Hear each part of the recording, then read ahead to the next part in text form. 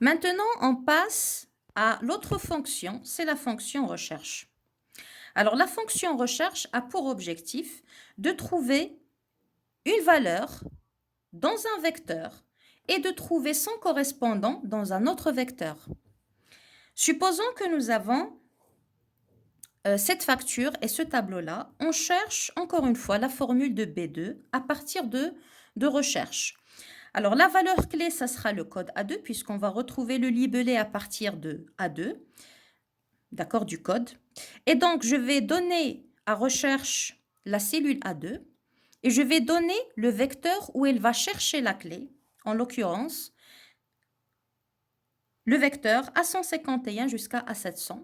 Et puis ensuite, le vecteur information, puisqu'on s'intéresse au libellé, eh ben, je vais lui donner ce vecteur-là, C151 jusqu'à C700. C'est ce que nous avons là.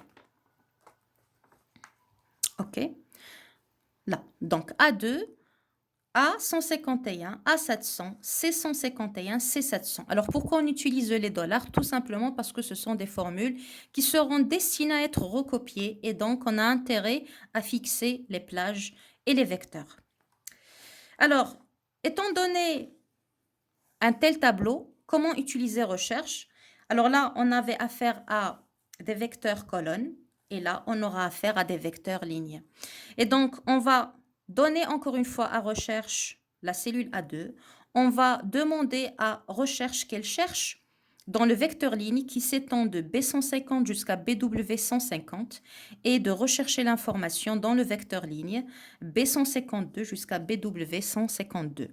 Alors, il faut savoir que les colonnes au niveau d'Excel, lorsque elles commencent par A et se terminent par Z, mais continuent avec AA jusqu'à AZ, puis BA jusqu'à BZ et ainsi de suite. Alors là, c'est pour les fonctions de recherche. Passons maintenant au quatrième point concernant la fonction index, puis équive, puis index et équive, puisqu'elles fonctionnent toutes les deux en même temps. Alors, index, plage cellule, numéro de ligne et numéro de colonne.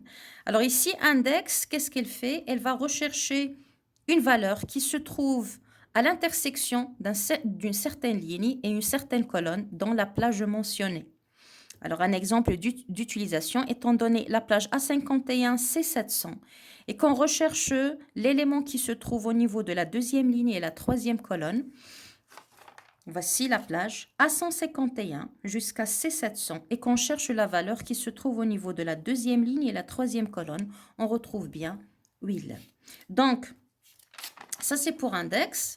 Pour équive, contrairement à index, équive étant donné une valeur, et étant donné un vecteur où on va chercher justement cette valeur, et étant donné la précision, équive va nous donner le numéro de la ligne où se trouve la valeur cherchée dans le vecteur de recherche selon la précision mentionnée.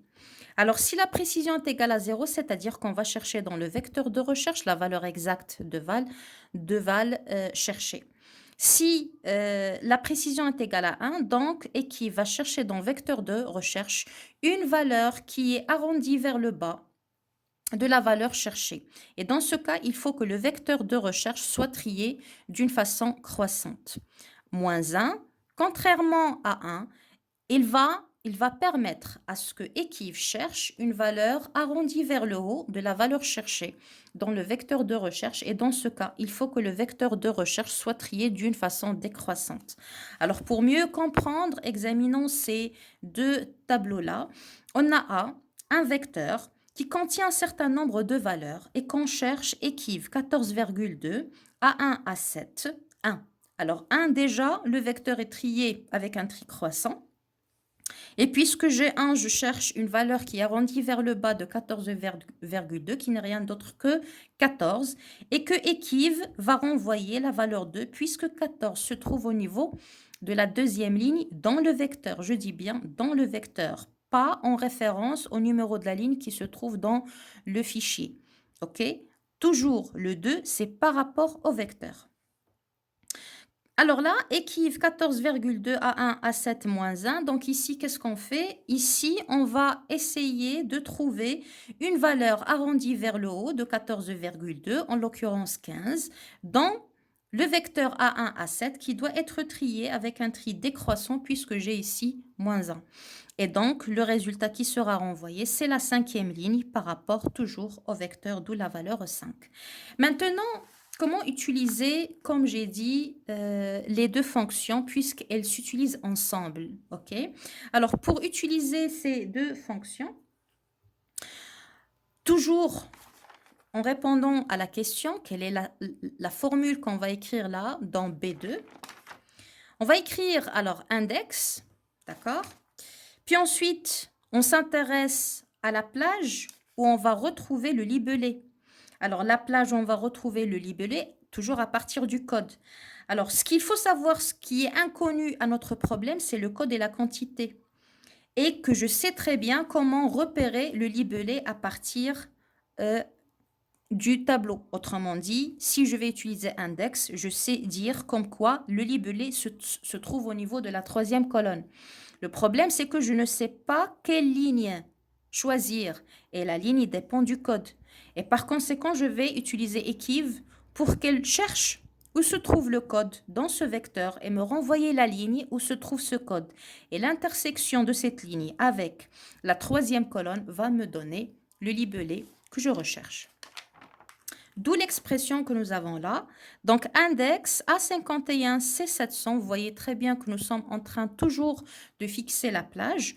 Je cherche avec equiv le numéro de la ligne dans le vecteur A151 à 700, d'accord, d'une façon précise de la valeur qui se trouve dans A2 et qui va me renvoyer le numéro de la ligne. Et je donne à index le numéro de la colonne, d'accord, qui n'est rien d'autre que le libellé dans cette plage-là. D'accord? Et finalement, c'est la fonction qui me permettra d'avoir le libellé. D'accord? Voilà, le libellé. Sinon, étant donné un tableau où les informations ne sont pas présentées verticalement, mais plutôt d'une façon horizontale, dans ce cas, on peut écrire, dans ce cas, index, mais au lieu de chercher la ligne, on va chercher la colonne, puisque la ligne est renseignée et qu'il suffit de retrouver que la colonne. Et donc, on va écrire index, la plage qui nous intéresse, c'est B150 BW 152, B150 BW 152, d'accord. Le numéro de la ligne qui nous intéresse, c'est le numéro 3. Et puis ensuite, equiv, qui va chercher la valeur de A2 dans cette plage B150 BW 150 avec la précision 0 pour retrouver la colonne où se trouve le code. Alors, j'espère que c'était très clair et j'attends vos commentaires, j'attends vos questions, j'attends vos appréciations par rapport à ces explications. Merci d'avoir suivi. Pour le TP numéro 6, vous pouvez m'écrire par mail qui sera écrit dans la boîte de description et à l'atelier prochain. Au revoir.